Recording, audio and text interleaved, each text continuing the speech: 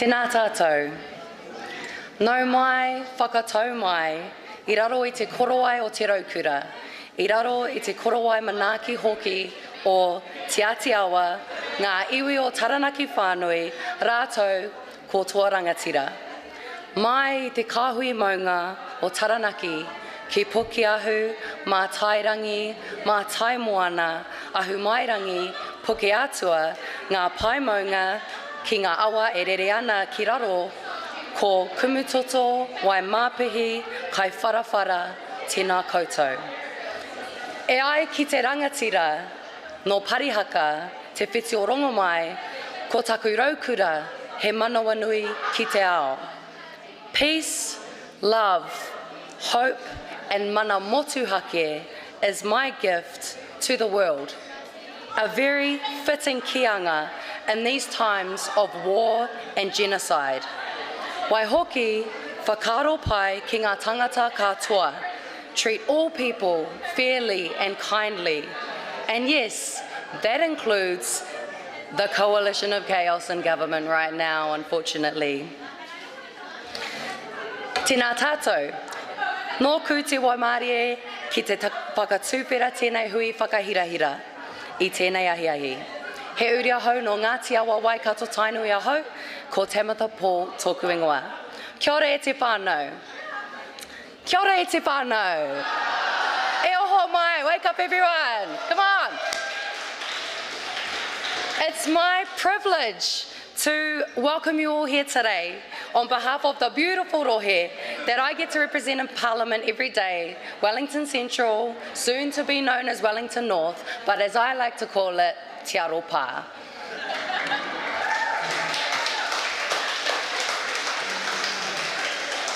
We begin this kaupapa today by acknowledging te mana I te whenua, Te Atiawa, Toa Rangatira and Taranaki whānui. We acknowledge the maunga and the awa that have been built over top of and alongside so that we can all call this place home. Now, last weekend, we decided to postpone the State of the Planet due to the arrival of Cyclone Vaianu. This constant grappling with the disruption that comes from climate-charged weather events seem to happen every month and continue to turn our worlds upside down. Even this weekend, here in Te Whanganui Atara, we had flooding out in Te Awa Kairangi in Stokes Valley, unprecedented flooding at that, reminding us that the urgency with which we must cut our emissions and mitigate against the worst consequences of failing to do so is more important than ever. Now, speaking of emergencies, if there are any emergencies, an earthquake, a fire, anything like that, an earthquake, I said that twice because it's really, really important and more likely to happen here. Remember to drop, cover and hold, and both of the emergency exits are to your left and to your right, so just back out the atrium. And if you need to use the wharepaku at any point, those are down the back, as you can see, and there are accessible bathrooms in there as well. So today we're here to hear from our co-leaders, Chloe Swarbrick and Marama Davidson. Give it up for our co-leaders. No.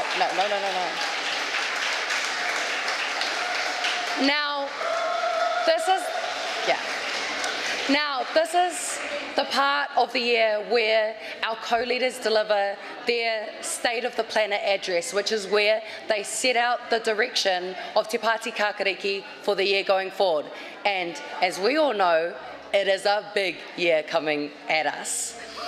Now, in the words of the undefeatable, indomitable, One New Zealand Warriors, this is our year.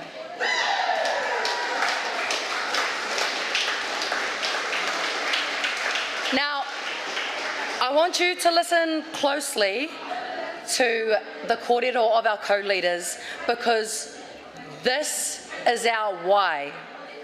This is the reason why we will all be, if you're not already, picking up the phones and having those kōrero and going door to door to talk to all of the people in our communities. It's the reason why we'll be giving our everything to elect the most progressive government Aotearoa has ever seen. Give it up for that. And I want to give a particular acknowledgement to the volunteers who have been doing exactly that today, outdoor knocking in the beautiful rohe o Rongotai.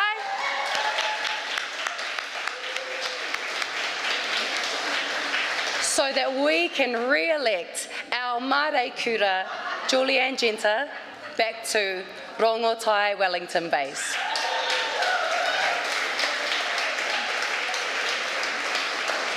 And of course, a special mihi to my volunteers who are helping. We're in Wellington North.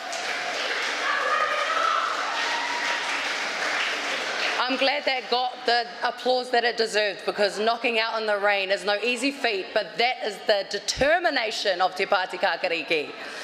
So, for this address, I want you to give energy, okay? We need energy today, the energy that we want to be bringing to this election, the energy that we will be bringing as the new government this year. And I want you to whakanui the kōrero of Marama and Chloe, because this is their message to Aotearoa. But behind the scenes, I can attest to the blood, sweat and tears of both of our co-leaders and how hard they work for a better world for our mokopuna. So no kuti whiwhi, it is my absolute honour to welcome tō tātou wahine toa, tō tātou rangatira, our co-leaders, Marama Davidson and Chloe Swarbrick.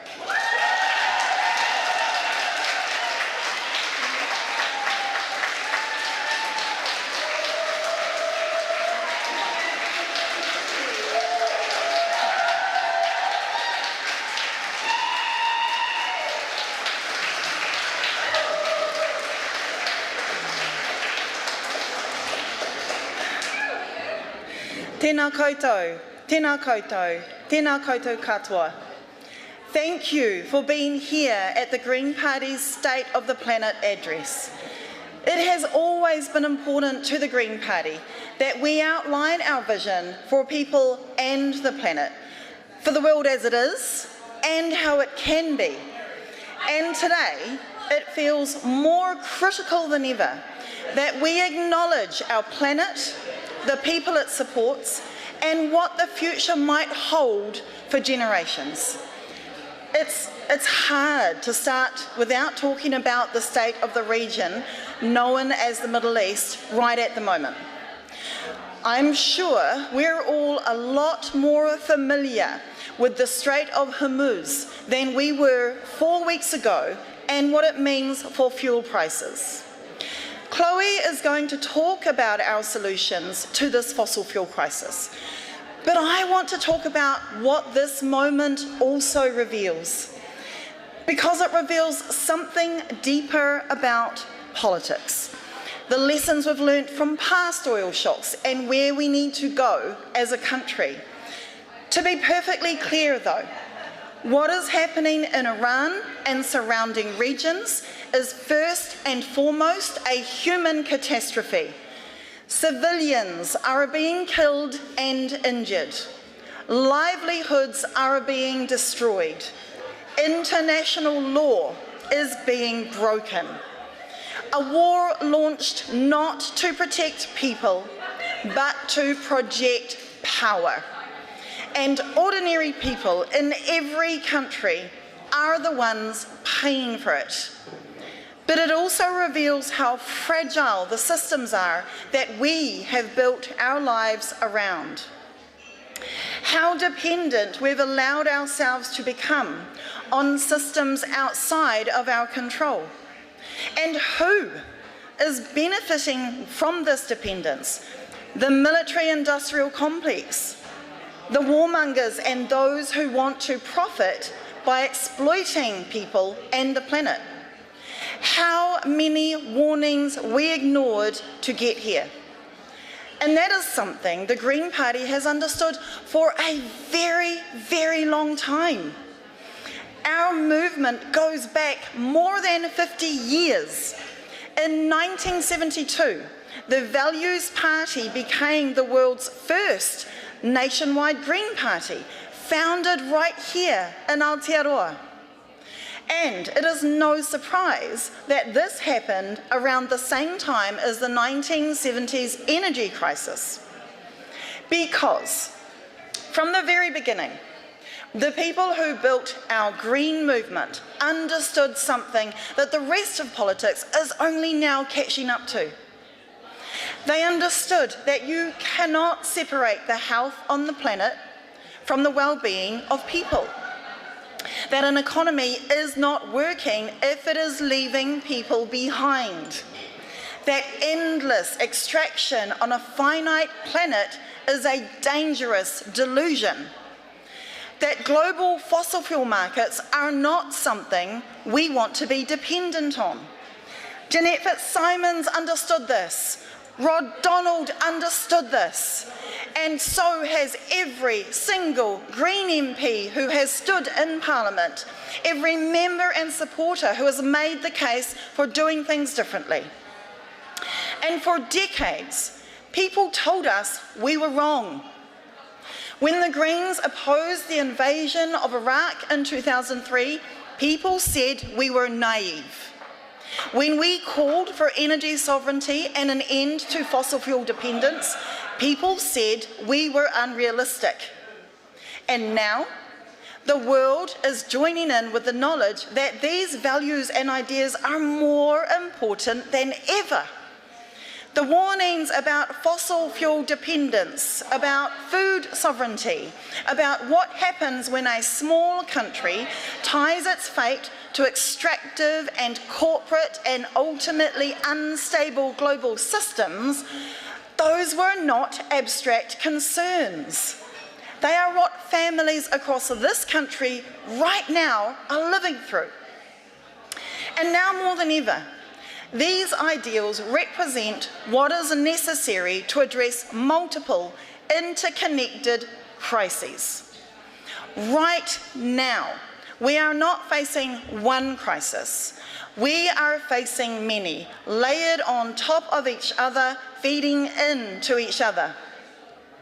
Inequality is growing as billionaires hoard more wealth at the expense of everyone else.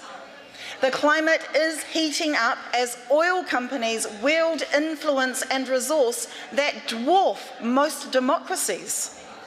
Climate-fueled severe weather events are hurting the people and communities who have the least over and over again, just like we saw last weekend and the weekend before that and this weekend right now. More than half of our best productive land has been lost to short-term planning in 20 years. Over 80% of our native birds are heading towards extinction. We have just 63 Maui dolphins left. And this government's response has been to weaken methane targets, allow further habitat destruction, reopen the door to offshore oil and gas interests, and abolish the Ministry for the Environment. The cost of food, of energy, of rent keeps climbing while wages stay flat. Communities that were already struggling are being hit hardest by rising prices, by wars they did not start or ask for, by a global fossil fuel economy that treats ordinary people as an afterthought. These crises do not sit apart from each other. This is not a theory. It is people struggling to cover the weekly shop. It is the insurance premium you cannot afford. It is the water in our awa no longer healthy enough to swim in. And the reason it feels overwhelming is that for decades, governments have treated these as separate problems, or worse, refused to acknowledge them as a problem at all. The time to see these problems as discrete is over. Now is the time to see them as they really are, deeply connected. Every time politicians choose short-term convenience over long-term resilience, they made us all more vulnerable. And that vulnerability is now on full display. And this brings me to the question I think matters most. Who are we as a country? And who do we want to be in the world? Because what I see when I look at the decisions being made on our behalf is a country that has lost its footing. A country that once knew what it stood for, that was proud of its independence, its willingness to say no when no was the right answer. And that has slowly, quietly been talked out of position. And here is the uncomfortable truth. This did not start with any one government. Successive governments have slowly walked away from New Zealand independent and principled foreign policy that once defined us. They sent troops to Afghanistan. They deployed to Iraq. They strengthened military ties with the United States. Each time it was presented as pragmatic, and each time the space for standing up for what is right got a little smaller. And now we find ourselves in a moment where our Prime Minister cannot even say plainly whether a war is legal or have the courage to condemn the killing of children.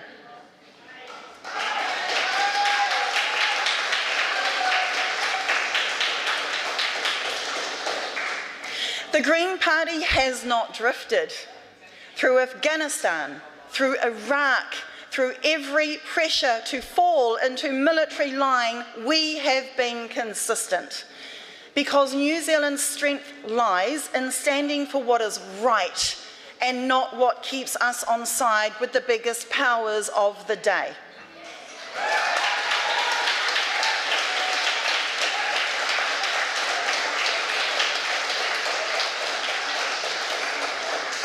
That peace is built through justice, not through weapons. A small country at the bottom of the world is not made safer by tying ourselves to the military ambitions of a superpower. That is not naivety. That is 50 years of clear-eyed, consistent thinking. And right now, in this moment, it has never been more relevant. For the Green Party, what we believe in and what we stand for is clear. We believe Aotearoa New Zealand should take independent, principled stances on the global stage. We believe in building an international rules-based order that protects the environment, upholds human rights, and supports enduring peace-building work.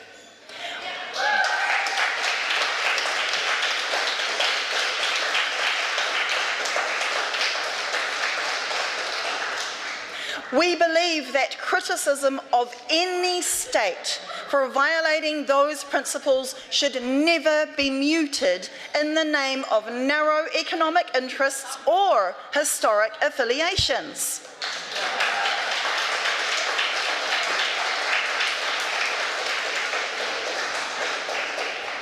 We believe in de-escalation, conflict prevention and peaceful resolution, not military escalation or the destruction of entire peoples.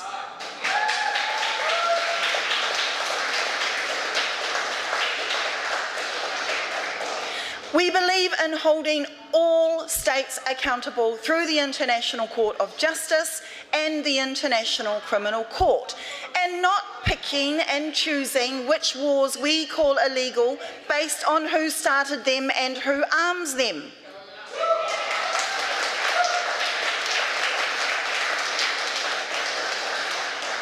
And we believe that the self-determination of peoples whether here under Te Tiriti or anywhere else in the world, is an essential step towards peace through justice. These are not new positions for us. They are part of our kaupapa. They have been for decades.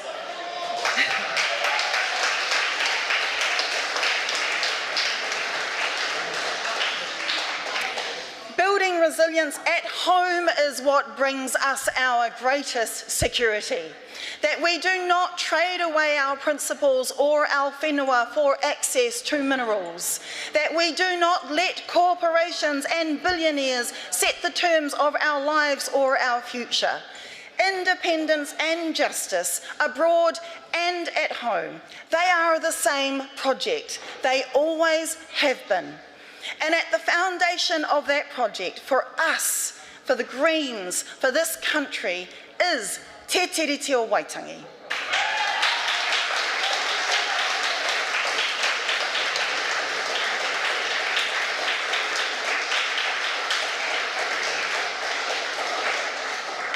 It's as plain as it has ever been, and you know that's why you are clapping. That upholding Te Tiriti justice is the pathway to social justice, climate justice, environmental justice, and economic justice. All of it is connected. But this government hopes you can't connect the dots. They think attacking Māori is a political win for them. And I see the same story playing out everywhere I go. In Manurewa, where this week I helped my community plan a march to save a community house, because this government has directed Kāinga Ora to cancel housing developments that our communities desperately need. They are taking away the few resources a neglected community has ever had. Communities with knowledge, with relationships, with real solutions being ignored, defunded, told to sort it out themselves. But I have also seen the other side of that. Over and over, I have seen it. When government works in genuine partnership with community leadership and knowledge, not top-down, not consultation, but real partnership, everything works better. This means genuinely handing over power and resources. Government departments do their jobs better. Resources go further. People are healthier and safer and more connected. And we are not alone in this. Around the world right now, people are building the same kind of movement. And we, the Green Party of Aotearoa New Zealand, are part of it. So here is where I land. This speech really is about power. Who has it? Who should have it? And what happens when communities take it back? Through every election, every setback, every moment where we were told our ideas were too ambitious or too early or too much, the Greens kept going because we could see what was coming. Now, more than ever, these are ideas whose time has come. And we know that Aotearoa has enough for us all to make this happen. That our government should work for people and the planet, not for the greed of corporations, their faceless boards and shareholders. Together, we can reverse the damage that has been done and make decisions for the good of everyone.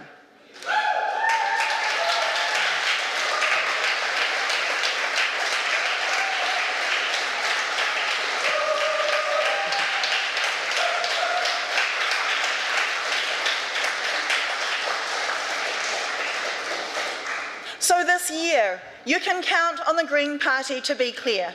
You can count on the Green Party to be courageous. You can count on the Green Party to stay firm. And you have seen the Green Party on the ground with you. We can build a society where power and wealth are in the hands of our communities and our wildlife and wild places are treasured. You have been told your entire lives that this is impossible by the people who are profiting from your misery. But I am telling you that politics and the future belongs to those who turn up. Now we, agreed. Now we, together across our country, need to make that happen by turning up. So I invite you all, to join me and us, the Green Party, to turn up. Let's take back the power and our future. Nō reira e te iwi, tēnā koutou, tēnā tātou katoa.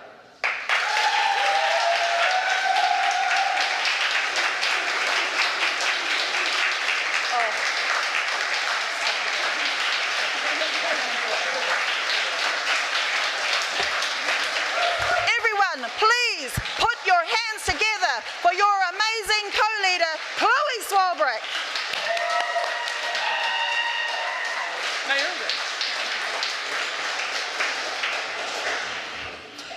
Thank you, Marama. Thank you to each and every one of you for being here today. Especially you. Thank you to everybody who has tuned in. I want you to know that it means something. It truly means something to believe that better is possible, but it means even more to act on that belief. Consistent actions by enough people is exactly how everything changes. So let's start with a simple question. What would you do if you were Prime Minister? If you had all of that responsibility, all of that power, over all of that resource, who would you make decisions for? When I ask kids this question in schools across our country, they answer with such immediate clarity. They would protect the animals. They would ensure that everyone had a home and enough food to eat. They would look after our forests and our rivers. I then ask those kids why they think that we don't do those things right now. And they tend to look blankly back at me. It doesn't make sense.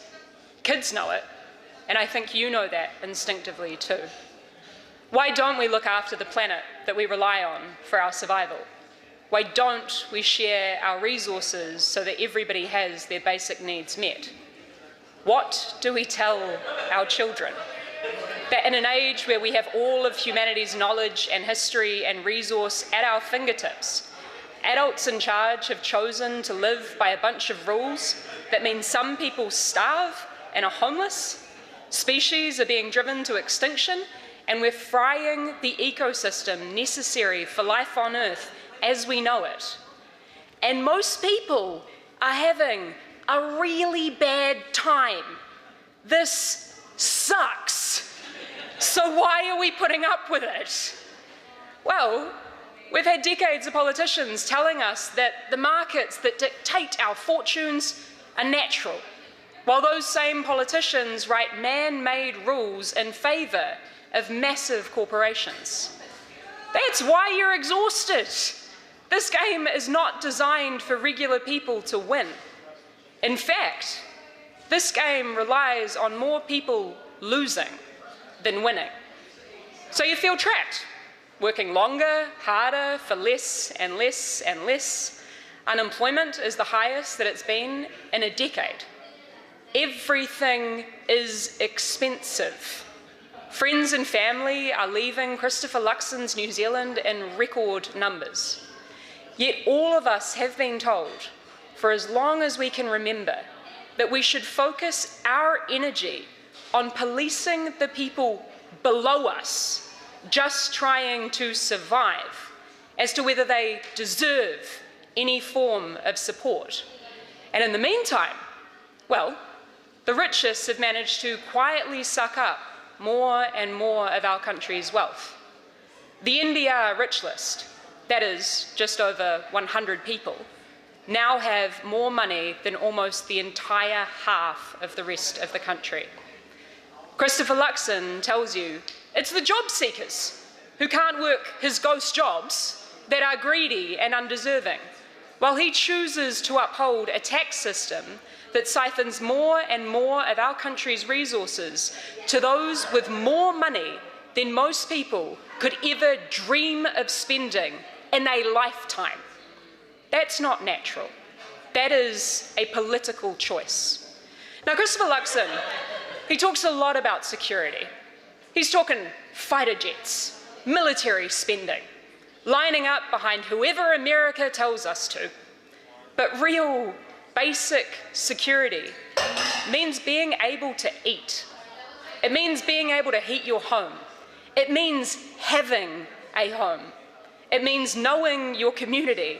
It means knowing your community can withstand a storm and that you will never be left to pick up the pieces alone. But rather than making us more secure, Luxon's government is choosing to make us more vulnerable and more dependent on volatile presidents and fossil fuels. Luxon's government is shoveling billions of our money into fossil fuels at the expense of homegrown, renewable, affordable energy. That's not a decision made for the good of regular New Zealanders. That is a decision to line the pockets of fossil fuel executives. Luxon's government is also stripping our oceans of fish for short-term commercial profits. That's not for the whānau who fish off the rocks. That is for the shareholders who will never set foot on that coastline. The Prime Minister tells us it's all about growth as he cheerleads offshore ownership of our country's key assets. Think about Watties, the pulp and paper mills. They were sold offshore, and when the balance sheet stopped producing easy profit for distant shareholders, the New Zealanders who had dedicated their lives to the company's production line were thrown on the scrap heap. A country is not a corporation. A Prime Minister is not a CEO.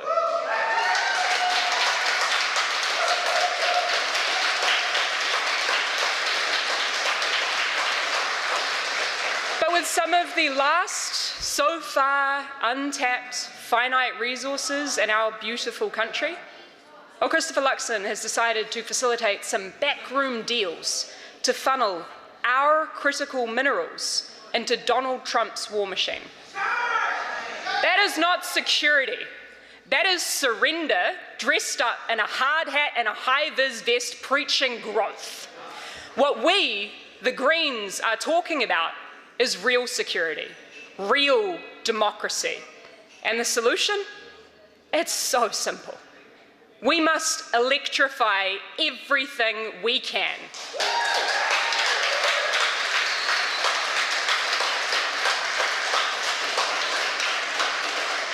We need homegrown, sustainable resilience in our energy system, powering everything that we do. We don't need to depend on expensive fossil fuels hauled from the other side of the planet. We have everything that we need here at home. No one is hoarding, attacking, or starting wars over sun, wind, water, and geothermal energy. They don't need to come through the Strait of Hormuz. We can immediately harness the power of our sun to power our homes, schools, farms, and marae. Now, the government could support the Ratepayers Assistance Scheme to put its foot down on the accelerator right now.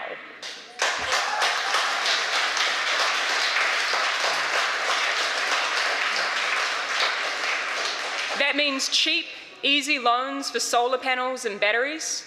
It's simple, fast, and it cuts the upfront cost barrier for thousands. And we know that this will save the average household $1,000 a year on average on their power bill. And it should be the first step in a national electrification plan.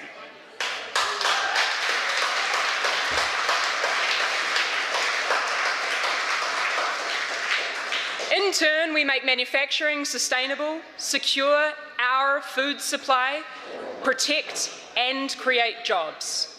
We don't have control over what other countries do, but we can immediately and urgently take control of our own country's needs by powering ourselves with every renewable resource available in abundance around us. In a fossil fuel crisis, all of the reasons to decarbonise the economy are on steroids. The same arguments that have made sense forever: cleaner air, cheaper living, less congestion, easier ways of getting people around, well, they make even more sense as we also need to conserve fuel for those who do not yet have another option. 85% of New Zealanders right now live near public transport connections, but right now only about a third are using them. The reason that our public transport isn't a first choice for many isn't rocket science.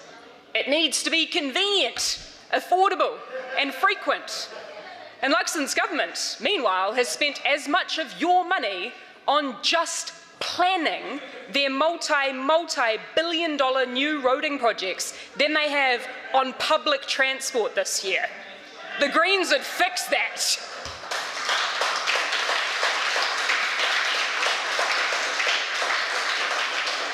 We can expand the networks now.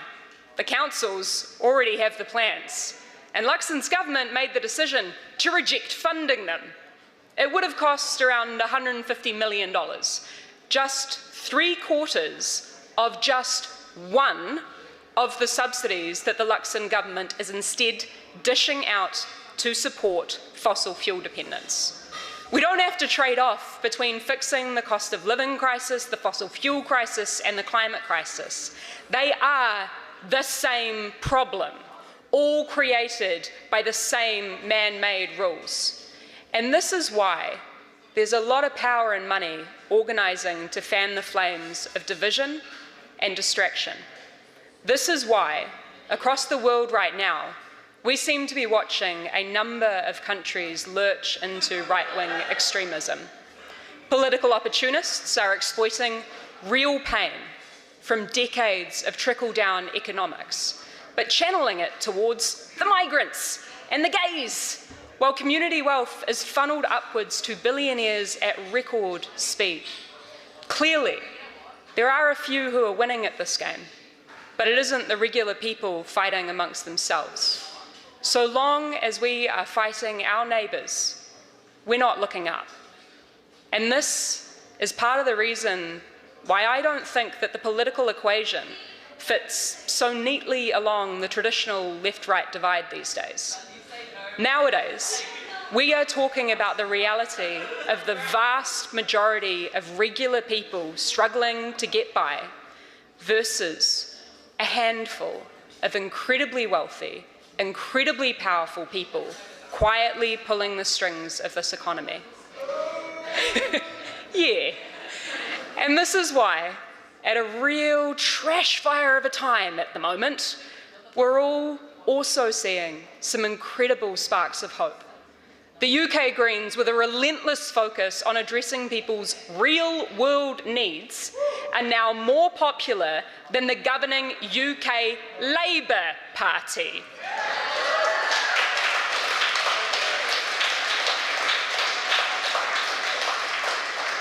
And Democratic Socialist Zoran Mamdani's New York, well, it's now delivering free early childhood education, announcing its first city-run affordable supermarket, and is about to roll out free public transport.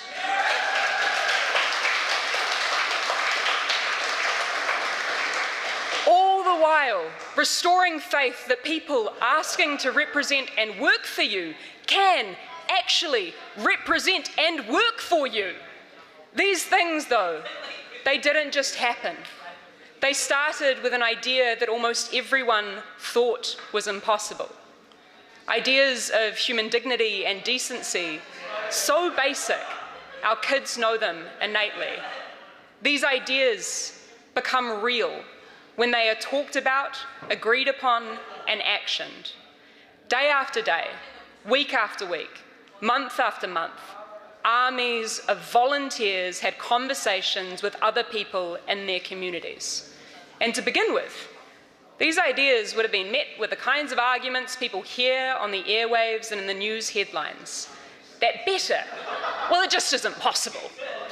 But the thing about the idea that better isn't possible is that it can be true. if we believe it and act accordingly. Luxon's government relies on your distraction and your despair. But every single day I see proof that New Zealanders care about each other and the planet that we live on. Kindness is everywhere. It is who we really are.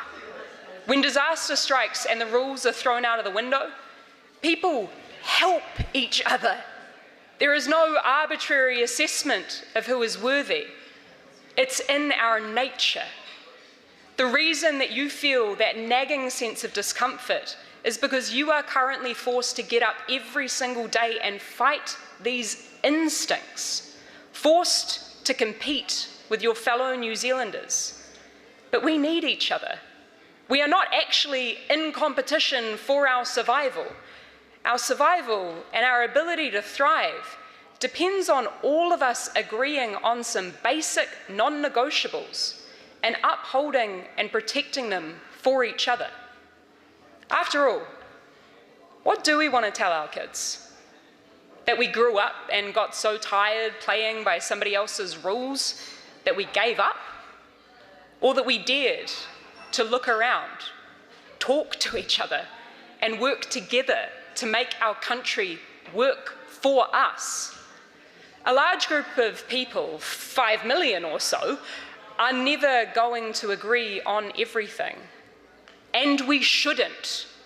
But we can and should agree that every New Zealander should be housed, should be fed, and should be safe. That we don't want our cost of living dictated by the latest White House war announcement via Truth Social. That we want and deserve our own cheap, clean, homegrown energy powering everything that we do. That is real security. And we can only build it here, in this country, with each other. Nearly 100 years ago, following world wars and the Great Depression, regular people across the world made the choice to work together, to fight not against something, but for something. Our great-great-grandparents created something that humanity had never before seen. A social safety net that meant that everyone would be able to survive and contribute. Those who came before us fought for free healthcare and education, guaranteed jobs and state housing. They made the seemingly impossible entirely possible.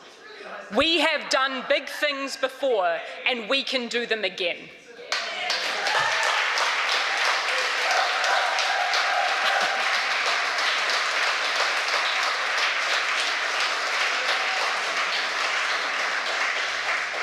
E te whānau, we are not 5 million random, isolated individuals all running around in competition with each other. We are New Zealanders. We can choose to fight for each other instead of against each other. And when we do that, I promise you that we will know just how powerful we are. Clean air, clean water, clean politics, health, safety, and real resilience. And how about some joy? Yeah. Happiness, care, compassion, being proud of who we are and what we stand for. This election, I am asking, to be honest with you, for so much more than just your vote. I am asking you to believe in the country that we deserve and to act by joining our campaign to build it. Kia ora.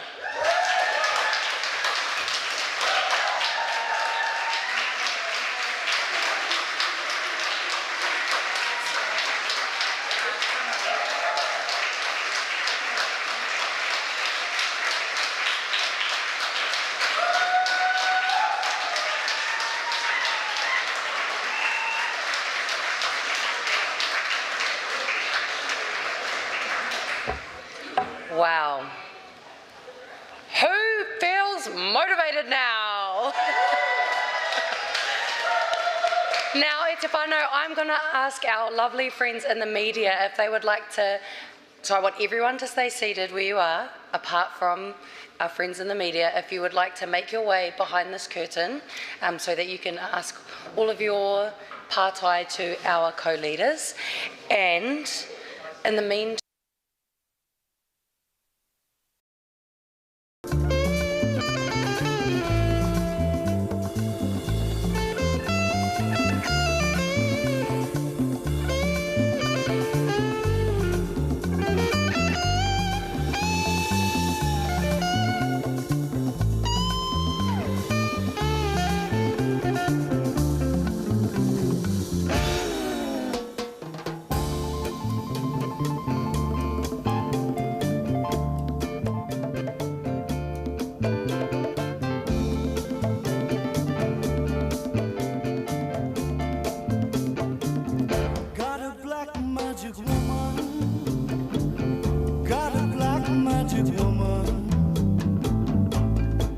I've got a black magic woman, got me so blind I can't see. That she's a black magic woman, she's trying to make a devil out of me. Don't turn your back on me, baby. Don't turn your back on me, baby. Yes, don't turn your back on me, baby. Stop messing around with your tricks. Don't turn your back on me, baby. You just might pick up my magic sticks.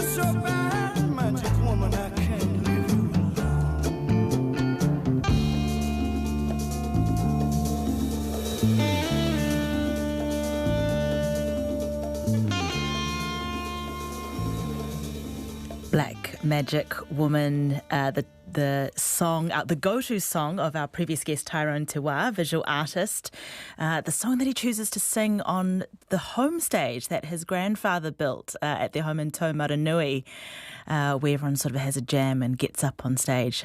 So that's his go-to there. Speaking of music, on the feedback, Meg has texted in on 2101 saying, "The Air That I Breathe was the first single I bought. Must have been the early 70s. I saw the Hollies in Christchurch." How cool. Next weekend is Anzac, so the opening weekend this weekend of Mark Wright's Voices from Gallipoli in the Loft at Q Theatre. That's running until Tuesday. And also next weekend we'll be chatting with New Zealand's oldest brass band, the Band of the Royal Regiment of New Zealand Artillery, to mark Anzac Day. Well, coming up after the news at 3, the first of 2 parts in Roger Hall's 4 Flat Whites in Italy. RNZ News at 3 o'clock. Good afternoon, I'm Sarah Bradley. Whanganui District Council is warning people living in flood-prone areas to stay vigilant, but says no mandatory evacuations are required. It says the flood peak and high tide in the Whanganui River at midday was lower than forecast. The council says a state of local emergency will remain in place overnight.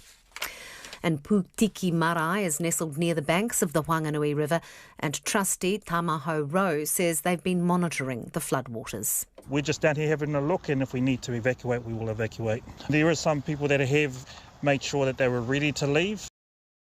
That from the Greens, We know that we have enough in our country to ensure that we are protecting environment, taking climate action to the scale of the crisis, and making sure everyone has what they need to live good lives. We're talking about building real security, which means reasserting our independent foreign policy.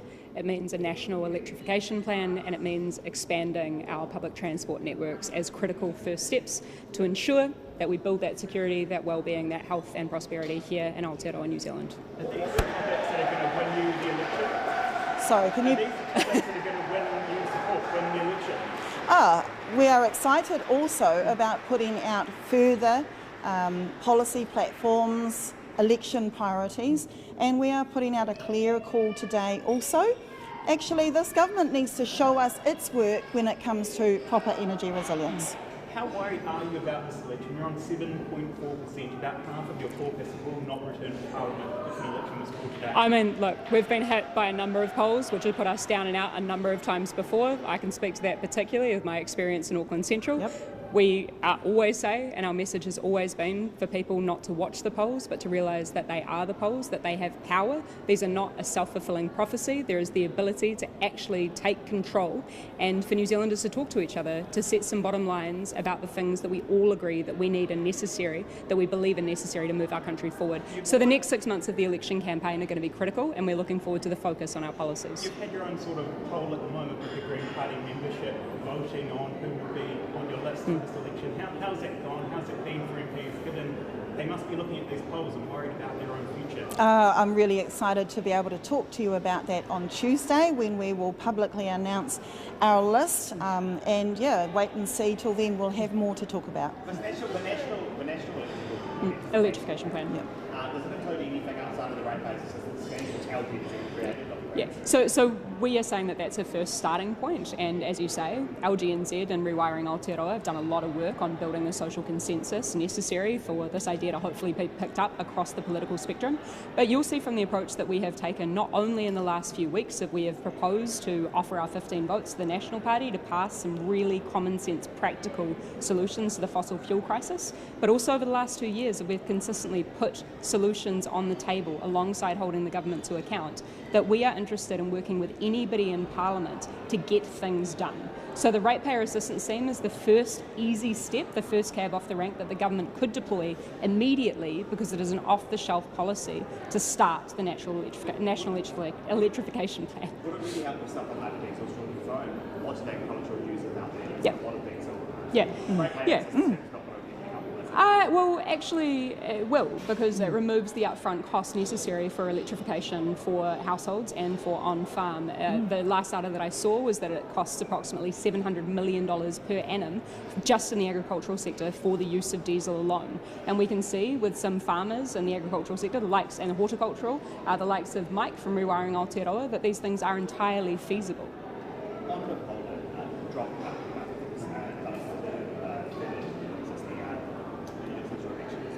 is that cause you to reflect on anything to change your approach to anything at all, or are you just on as if you're following it? The polls have been up and down and all over the place over the last 2 years, as they have been over the last 30 years. The point that we are making today is that the Green Party have always been consistent and principled, and we are ready and rearing to go over the next 6 months for this election as we get the biggest party vote that we've ever seen. So no behavioural change from that? Oh, we continue to do hard work. We understand that there is work to get out there and to get these ideas out to people. How much has your selection process changed from the last election? The party and the members have done a lot of work, and that has been led by the members in the party. We've been very upfront that we were going to make sure that we had a robust process to ensure that we are keeping candidates safe, that they are ready for the realities of the political environment. And under the National Electrification Plan, electrification plan, how long would it take to get New Zealand to a point where there was making real change in this province? Oh, I mean, if we are to implement solar on households, which we can, accelerate on almost immediately through the likes of the Ratepayer Assistance Scheme, we know that that will save the average household $1,000 per year on their energy bill. And then when you start to incorporate the likes of public transport access, which we've also pointed to, how you could fund expanded networks and greater frequency, then you're really talking about lowering the cost of living for New Zealanders across the country.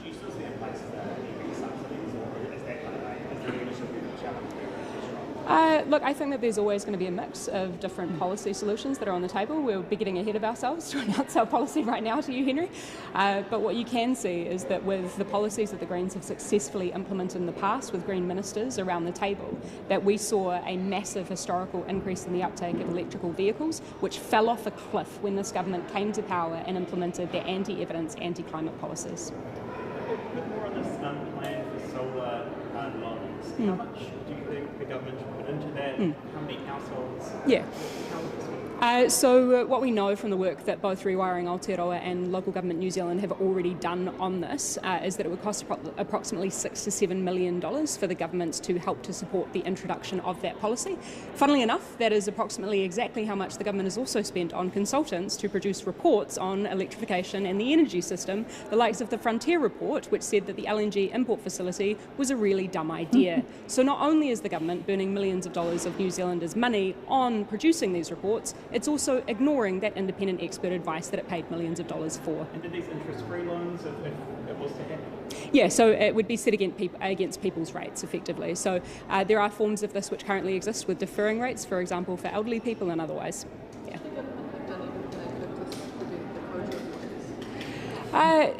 I mean, I think that all of you guys who sit up in the press gallery and watch all of the heckling that goes on and the games that some political parties have been playing, particularly of government over the last few weeks, and talking about the closure of Marsden Point in particular, well, this government has overseen the closure of Watties. So for everything that they are attacking this government, the previous government on with regard to their lack of intervention, well, there was an opportunity for the government to step in and to protect our local food security and production. Yeah.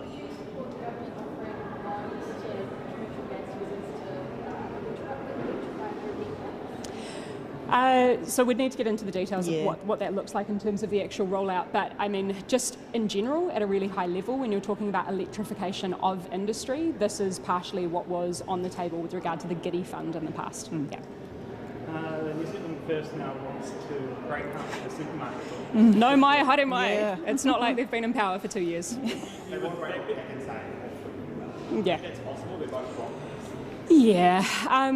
Look, we are always open to working across the political aisle when it comes to constructive, practical, common sense solutions for New Zealanders. So if New Zealand First are not playing games here and they're actually willing to get the job done, then we'd also like to meet them at the table for their support for Scott Willis's bill to break up the gentailers, which they announced their support for only a few weeks ago at their own State of the Nation.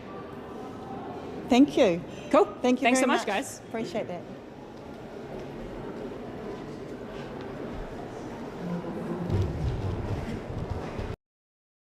Which from my point of view amounted to the same thing, I found it unsettling.